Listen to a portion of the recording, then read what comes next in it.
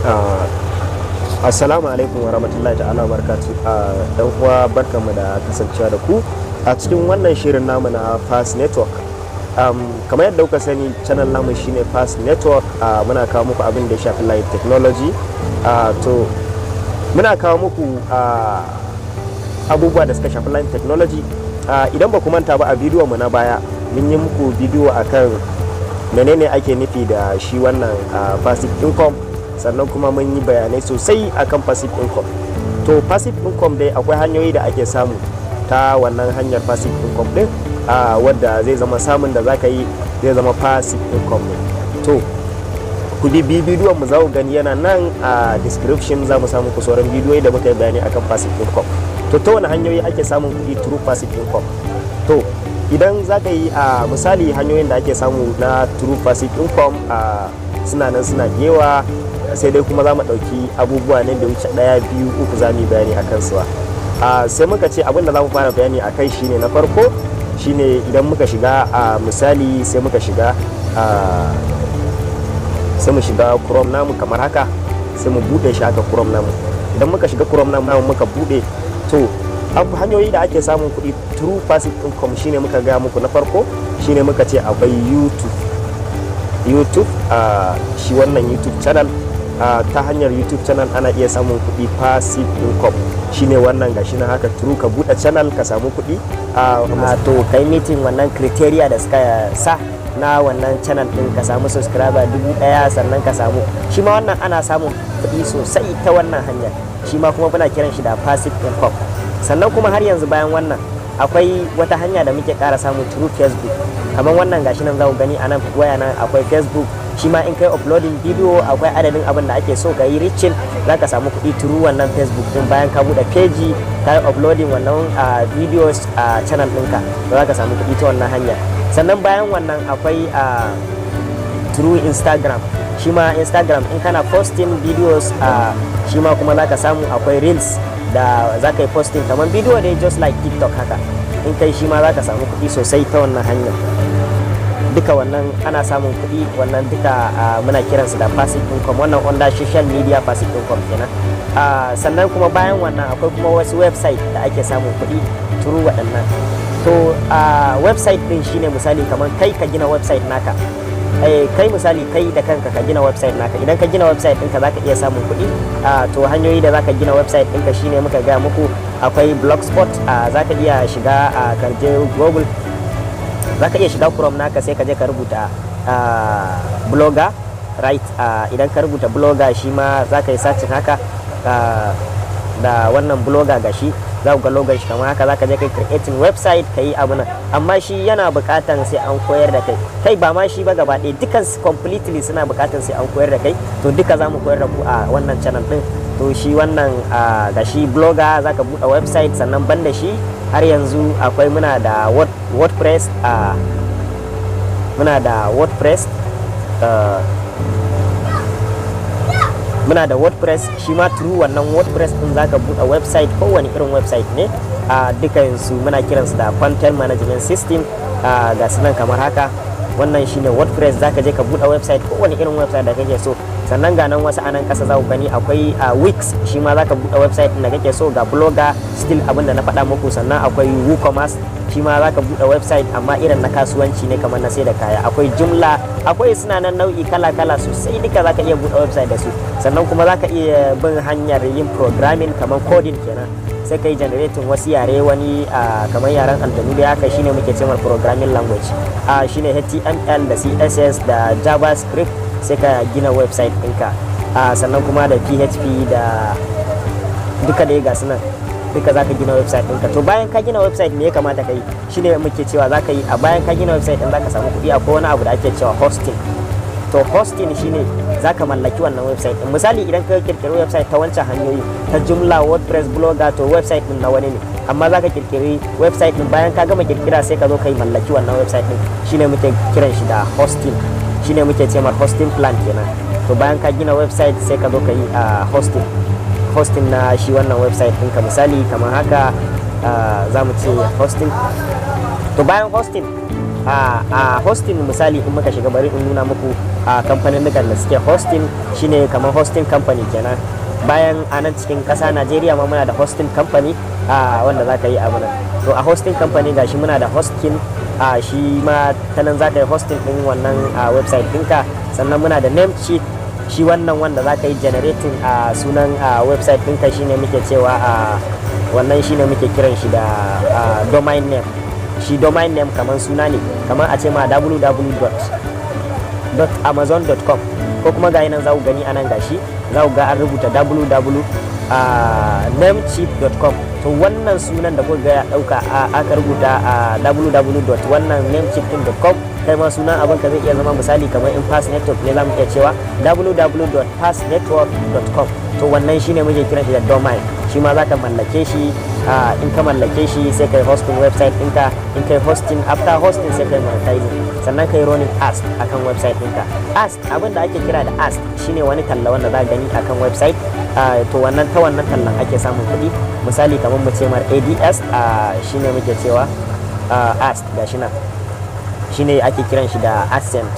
to ask da ku gan shi gashi nan kamar talla ne haka za ku gani suke bayarwa. Duk wanda ya buɗe wannan tallan ko kuma ya kalla to za ka samu kuɗi turu wannan website ɗinka. To bari mu shiga image nan ku gani, ku ga yanayin yadda ask yake. Za ku gani shi kamar showcase ne haka zai fito a cikin website ɗinka. Sai ga wani abin da ba kai kasa a website ɗin ba sai ga an zo ana tallan shi a ciki. To wannan shine muke kiran shi da ask. To ana samun kuɗi turu wannan ADS ɗin. To shine in har website ɗinka zai yi ronin wannan abin ɗin kuma kai ka mallaki wannan website ɗin bayan kai hosting, to za ka samu kuɗi. Kuma wannan samun kuɗin naka shine zai zama passive income. To banda wannan sai me, sai akwai wani abu da muke kiran shi freelancing. Freelancing, ta hanyar freelancing zaka iya samun kuɗi a internet. To ta hanyar freelancing shine muka ce za mu fara ta wannan hanyar freelancing shine muka ce akwai hanyoyi da ake samu through freelancing. Sai kai a matsayin ka zama freelancer. To a ciki shine muka ce akwai na farko shine muka ce muna da Amazon, muna da Amazon KDP, right? Muna da Amazon KDP shine wanda za ka yi publishing takarda ka dora ka sayar. Shi kuma wannan a matsayinka na content writer ne za ka yi wannan harka.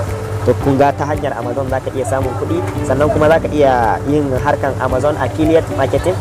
Shi za ka yi promoting wannan abubuwa da suke cewa da ake kallon shi a website. Duka za mu nuna muku a cikin wannan channel din, amma za mu ɗauka ɗaya bayan ɗaya za mu bi shi step by step zamu.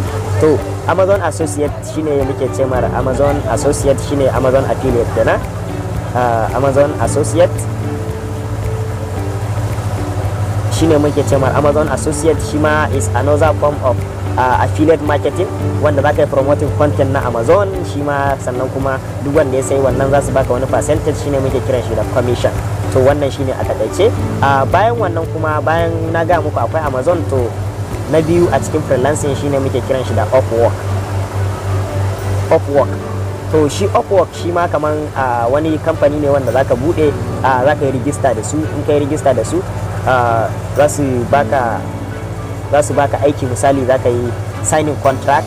Misali kai a matsayinka, ni zan muku misali da content writer, saboda ni am content writer sannan kuma also web developer, but amma na fi karfi ta fannin content writing da graphic designing. To a nan gashi dai za ku ga Upwork. Misali in ni a matsayina na content writer wanda nake yawan rubutu, ina rubuta abubuwa da yawa wanda zaka bani rubuta maka biya ni, to zan iya amfani da wannan. Zan je Upwork na yi placing wannan order nawa, kuma in na kalli job sai na yi applying. Idan na yi applying za su iya bani through wannan abin din, za su ce to suna so in rubuta musu labari akan wani abu da yake faruwa, misali kamar akan climate change. To zan rubuta musu wannan misali akan labari akan climate change. In na rubuta at least za su ce 100 word, ko kuma su ce suna so kamar page biyu na A4 paper, sai na rubuta na tura musu.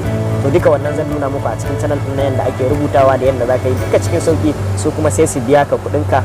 To kuɗin da zaka samu shine muke cewa a Upwork zaka iya samun kamar abin da ya kai naira $100 ko $1000 a wata, ko kuma a aikin mutum ɗaya yana iya biyan ka $100, $50, $60 har $1000 zaka iya samu. Daga nan a cikin sati ɗaya zaka samu wannan kuɗin duka turu wannan Upwork din. Sannan banda shi akwai wanda muke ce mishi Fiverr. To shi Fiverr akwai, muna kiran shi da Fiverr, shi ma also another freelancing shi ma gashi nan. Fiverr shi ma gashi, shi ma za ka yi rijista ne, shi ɗaya yake kusan da Upwork, duk kusan aikin su ɗaya ne. Shi sai dai bambancin shi za ka yi placing order, za ka rubuta kai kana aikin kaza da kaza da kaza da kaza, sai ka tallata kanka. To idan ka tallata kanka to za a samu wani wanda zai baka aiki, sai ka zo ka yi in kai ga nan website nasu, sai ka zo ka yi wannan aikin, za a biya ka. To shine muke kiran shi da Fiverr. To gashi nan za ku gani yadda mutane suke placing order nasu. Wannan shine yanayin yadda logon yake. Shi ma za ka yi, ana samun kuɗi sosai. Za ka iya yi a matsayinka na content writer wanda yake rubutu, sannan za ka iya yi a matsayinka na web designer wanda yake designing website, sannan za ka iya yi a matsayinka na graphic designer wanda yake zane yayi designing din abubuwa. To za ka iya yi a matsayin wannan kowane irin field dai da ka sani da ya shafi internet service ko in ce digital service, da ka iya amfani da shi. Kuma za su ɗauke ka su baka contract, kuma ka gama contract ɗinka at least kwana 1-2 ka gama contract sai su biya ka kuɗinka. To duka dai za mu yi bayaninsa a ciki. Sannan banda wannan akwai freelancing.com, shine muke kiran shi ma wani website ne wanda za ka samu kuɗi. Freelancer.com shi ma wani website ne wanda still har yanzu shi ma freelancing ake yi a cikin wannan website din. Za ka yi register kai ma ka yi duk something dai kamar yadda Fiverr yake, shi ma haka wannan yake. Da shi da Fiverr da Upwork duka contract ne, za ka ɗauka ka yi kwana 1-2 ka gama contract, an sallame ka, an biya ka kuɗinka. To duka dai za mu yi ciki su ne kamar haka ga sunan. To su ne waɗannan abubuwa da na lissafo muku, na kawo muku su ga sunan, za ku gani a interface na bidiyon nan da nake kawowa. To su ne a takaice abin da ya shafi wannan shine a takaice abin da ya shafi hanyoyi da ake samun kuɗi, passive income. To kar ku manta fa, ina ƙara jaddada muku, idan aka ce passive income fa kamar ka zama ma'aikaci ne wanda wata za a biya ka kaza, wata za a biya ka kaza, wata za a biya ka kaza, wata. To misali, bari muku misali, ni a matsayina na content writer, ina content writing, ina rubuta misali kamar ebooks da wasu littattafai ina rubutawa a Amazon KDP. Sannan kuma bayan ebooks da nake rubutawa, sai ina zuwa Fiverr, shi ma still ina samun contract ina rubutawa. Sannan ina zuwa Upwork, ina samun contract ina rubutawa. To the same thing kamar yadda nake yi can za su biya ni a wata. Misali in sun biya ni at least ko da $100 ne na samu Amazon KDP, to still su ma wannan za su iya biya na kamar $100. Can idan suka biya ni su ma still za su iya biya na kamar $100. At least dai ina muku bayani a karamin bigina wanda ya fara harkan, wanda a karami ne a harkan, amma ina ga muku to at least dai kamar yadda na lissafa muku, za ku kalli an samu dala kamar 300 ta wannan platform kwaya uku nan. To ta platform wannan kwaya uku an samu dala 3. To idan ka je kai combating ɗinsu, wannan dala 3 nan a dala yanzu, dala kowace dala ɗaya ta kai kusan naira, kowace dala ɗaya a yanzu haka ta kai kusan naira 1,700. To a mu barta kawai just kawai dala 1,700. To 1,700 times $300 to nawa ne? Za ku ga over 5 million ka samu a wannan watan. To ina ga muku ta wannan hanyoyin duka ana samun kuɗi sosai da sosai. To ku kasance da wannan channel namu Fast Network, za ku samu abubuwa da suka shafi waɗannan harkoki duka. Za mu koya muku, za mu ɗauki program ɗaya daga ciki, za mu fara treating ɗin shi, muna koya muku yadda ake yi. To insha Allah kowa zai yi kokari, sai dai kuma ku je ku yi searching a channel namu misali kamar Fast Network, ko ta nan kan Chrome ma za ka iya yi, sai ka rubuta Fast Network haka kamar haka, sai ka rubuta Fast Network, za ka samu muna da channel namu kamar haka. Muna da channel a Facebook, muna da channel a Instagram, muna da shi duka dai complete wannan social media din ana iya samun channel namu, but amma kuma mun fi ba da karfi akan wannan YouTube din. So saboda idan ka shiga wannan YouTube din, da zaran mun yi updating abu, muna iya ɗora wani abu akan YouTube, amma kan social media namu bai je ba. To wannan shi ga sunan, wannan duka za ku ga content namu ne a Fast Network. Muna kawo muku waɗannan program din ta harshen Hausa ne duka gaba ɗaya completely. Muna kawo muku wannan ne saboda 'yan arewa su amfana sosai. Ga nan channel ɗinmu za ku gani, wannan shine channel ɗinmu na Fast Network. To a takaice ku kasance da Fast Network. In baka yi subscribing ba, ka je ka danna mana ka yi subscribing.